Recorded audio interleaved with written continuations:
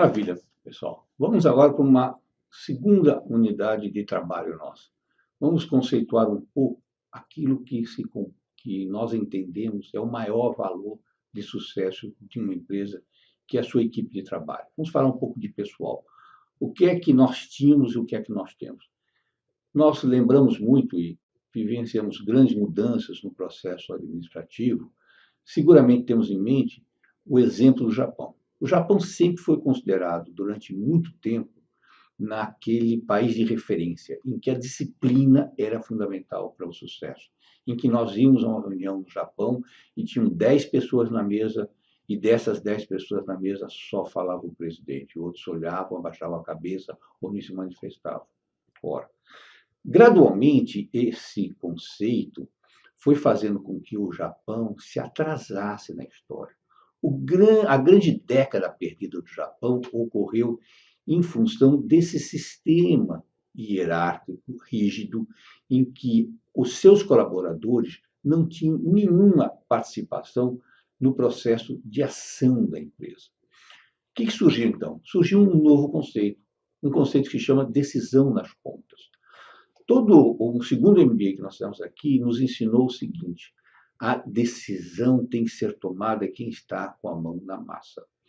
A grande função do gestor da empresa é treinar, educar e liberar os seus funcionários para que eles possam decidir no momento em que ele tem que agir. Porque se cada vez que um colaborador tiver que voltar dentro de uma estrutura hierárquica para perguntar se pode ou se não pode, se deve ou se não deve, quando pode e quando deve, seguramente essa empresa perdeu um espaço enorme dentro da sua chance de sucesso. Bom, o que nós fomos vendo ao longo do tempo? Nós fomos vendo que as empresas que tiveram a iniciativa de modificar esse processo de gestão passaram a obter melhores resultados. Vamos pegar um exemplo macro, grande. Walmart. O que a Walmart fez?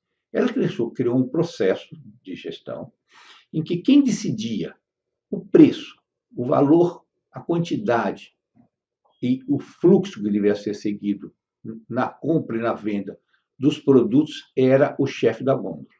Vejam, senhores, quem valorizava, determinava a compra de um produto, por exemplo, no setor lácteo, era a pessoa que estava lá na gôndola.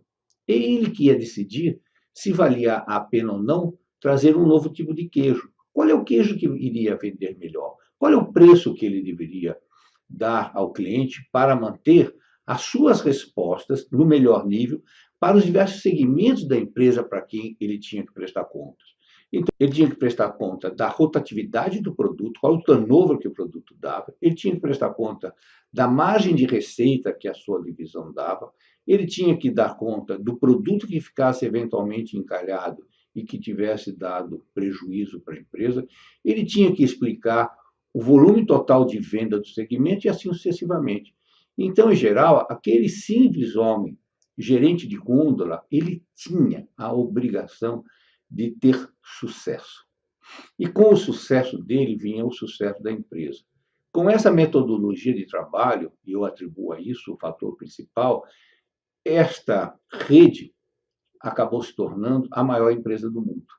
A empresa que mais receita tinha, em que hoje, se a gente computar a exportação da China para a Walmart é o 8º país do mundo em compra da China. Usando o quê? Essa metodologia de decisão nas pontas.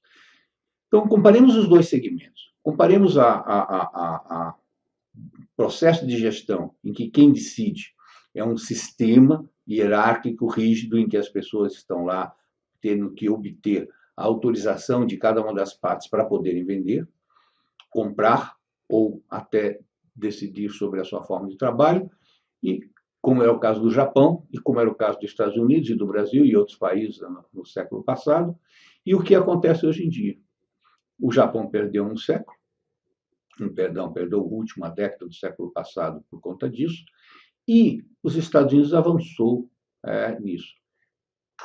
Logicamente, todos os métodos têm suas dificuldades. O governo americano implantou isso, então hoje os senhores veem que o agente da imigração no aeroporto, ele tem o poder de decidir se a pessoa entra ou não entra no país. Vocês vão falar, bom, isso é um perigo. Eu concordo com os senhores, isso é um perigo. Mas o ganho de eficiência no processo decisório sobre a imigração, quando foi transferido ao agente da ponta o direito de decidir se a pessoa fica ou não, modificou-se de maneira extraordinária. Acabou na empresa aquela figura que nós tínhamos anteriormente do superestrela, aquela pessoa que não consegue fazer nada com os outros, que ele quer ser realmente o rei da cocada preta, só ele que faz. Acabou aquela figura do Zorro, super-herói, que com a sua espada fazia tremer todos os inimigos da justiça e da verdade. E entrou a figura do Sargento Garcia, aquela pessoa que tinha uma missão e a cumpria. Valoriza-se hoje na empresa, em primeiro lugar, as pessoas que tenham capacidade de fazer acontecer. Nós temos que ter, como empreendedores, a possibilidade, a capacidade, a decisão de que cada pessoa tem que fazer acontecer. O titubeante, o temeroso, aquele que tem uma dificuldade enorme de assumir a responsabilidade, até mesmo de errar, esse não é uma pessoa que vai fazer a empresa ter sucesso. Nós temos que treiná-lo, nós temos que dar, como empreendedores, o poder de decisão, arcarmos com o erro, se necessário for, mas nunca tolhemos o poder de iniciativa. Como diziam os nossos avós, o ótimo é inimigo do bom. Quando nós, empreendedores, queremos dar aos nossos empregados a decisão de que só vale o ótimo, nós estaremos transformando a nossa empresa, em vez de um azougue voador, numa tartaruga manca. Porque a cada decisão do empregado, ele vai ter que consultarmos sobre aquilo. Então, nós vamos transformar a empresa num processo de decisões tardias, então, com péssimos resultados para o sucesso da empresa. Com essa nova metodologia, mentalidade, na verdade, de trabalho, o que acaba na empresa? Acabavam aquelas estrelas maravilhosas que brilhavam, que diziam que a empresa só sobrevivia por conta dela, em que ela se tornava um fator imprescindível no sucesso da empresa.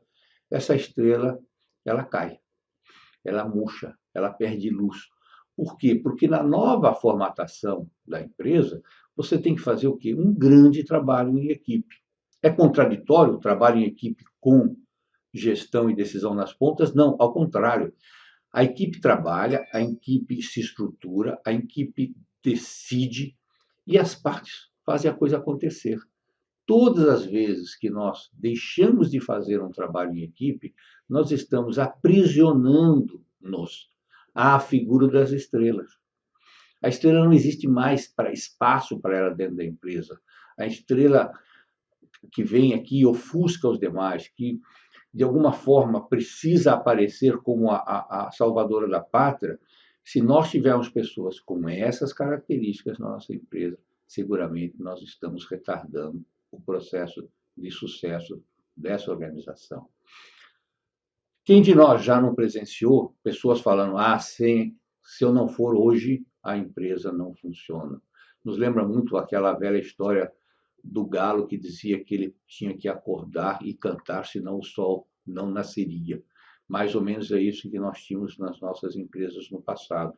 Se nós não tivermos aquele super-herói, aquele que fazia o patrão, inclusive, ficar temeroso de que sem ele a empresa pereceria, os dois estavam errados. O que se achava uma estrela e o empresário que deixava que ele achasse que fosse uma estrela. Se você tem um trabalho de equipe em que todos se substituem, acaba, em grande parte, aquela competição interna, aquele processo decisório em que um trata de boicotar ou dificultar a vida do outro. Porque quem não souber trabalhar em equipe hoje em dia não é um bom colaborador. Cada um de nós não passou por uma escola, por um curso, por uma universidade, aonde a professora mandava, nós entregávamos um trabalho em equipe e que, ao final, um fazia, o outro lia, um fazia e lia, os outros não faziam nada. Convenhamos. Traga isso para a empresa. Veja se a empresa pode sobreviver com um processo desse, em que você paga 5 pessoas e uma produz. Qual é a instituição econômica que é capaz, de alguma forma, ter um sucesso se apenas uma terça parte, uma quarta parte, uma quinta parte está realmente fazendo por merecer o salário que ganha? De jeito nenhum. Então, no que tange à administração de pessoas, leve em conta esses dois grandes princípios da gestão de hoje. Elimine as decisões que precisem ser tomadas dentro de um processo demorado.